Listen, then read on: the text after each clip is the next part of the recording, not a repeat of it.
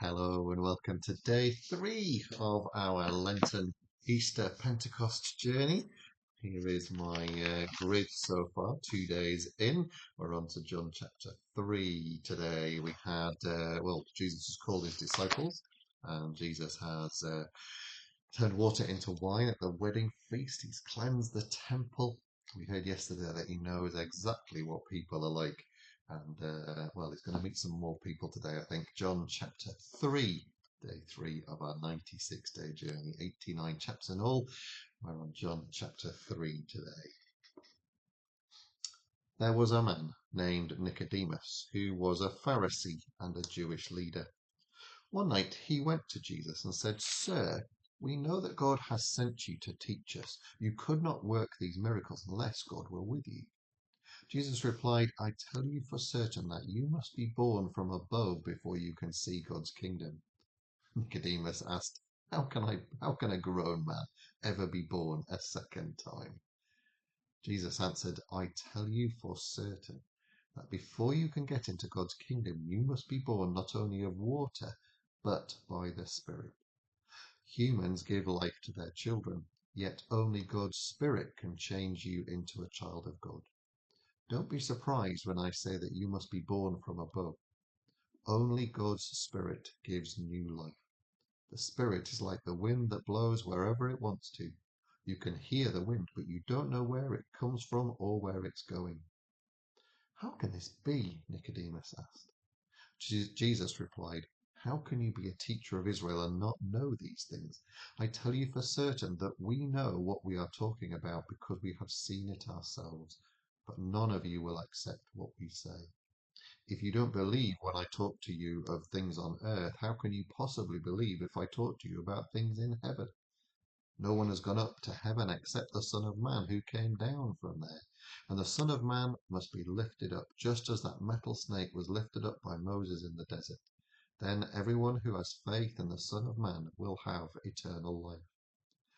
God loved the people of this world so much that he gave his only Son, so that everyone who has faith in him will have eternal life and never really die. God did not send his Son into the world to condemn its people. He sent him to save them. No one who has faith in God's Son will be condemned, but everyone who doesn't have faith in him has already been condemned for not having faith in God's only Son.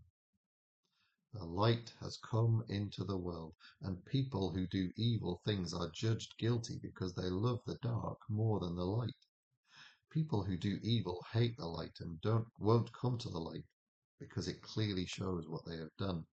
But everyone who lives by the truth will come to the light because they want others to know that God is really the one doing what they do. Later, Jesus and his disciples went to Judea, where he stayed with them for a while and was baptizing people.